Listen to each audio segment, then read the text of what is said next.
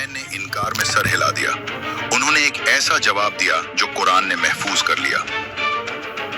जो ताकत और माल मेरे रब ने मुझे दिया है वो तुम्हारे माल से बेहतर है। मुझे तुम्हारी दौलत नहीं चाहिए। फिर उन्होंने लोगों की तरफ देखा जिनकी आंखों में अभी भी डर था और कहा, मेरी अपनी कुव्वते बाजू से मदद करो। मैं तुम्हारे और उनके दरमियान एक ऐसी मजबूत दीवार बना दूंगा जो कयामत तक कायम रहेगी। जुल्करनैन जानते थे कि पत्थर की दीवार याजूज माजूज को नहीं रोक पाएगी।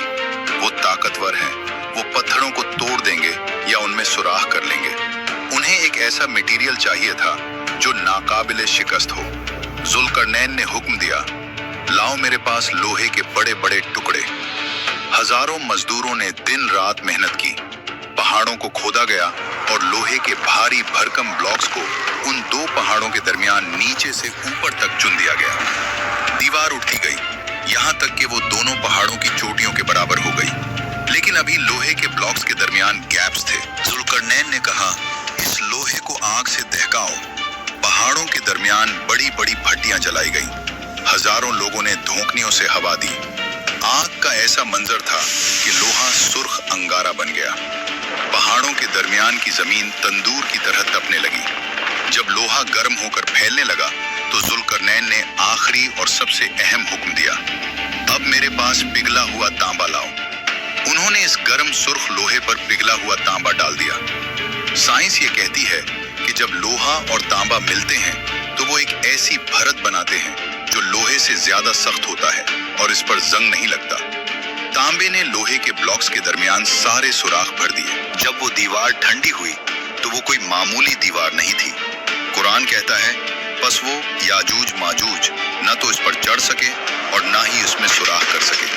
वो दीवार शीशे की तरह चिकनी थी और फौलाद से ज्यादा सख्त। उस दिन वो दरवाजा हमेशा के लिए बंद हो गया। जुल्करनैन ने इस दीवार को देखकर गुरूर नहीं किया।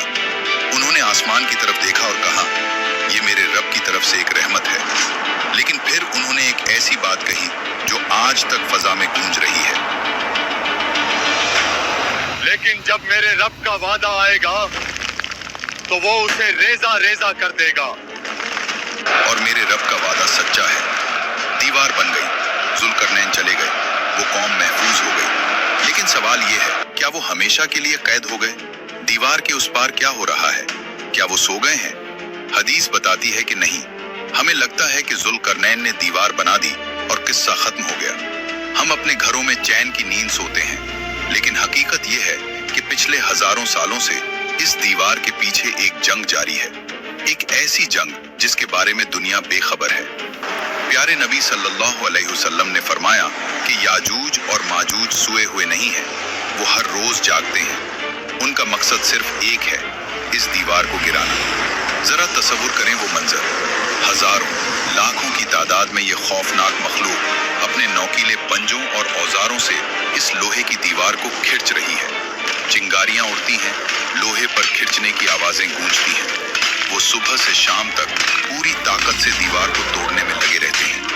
मेहनत करते करते शाम तक वो इस पॉइंट पर पहुंच जाते हैं कि उन्हें दीवार के पार से सूरज की हल्की सी किरण या रोशनी नजर आने लगती है। वो आजादी के बिल्कुल करीब होते हैं। दीवार बस टूटने ही वाली होती है। तब उनका सरदार कहता है, रुक जाओ, बहुत काम हो गया।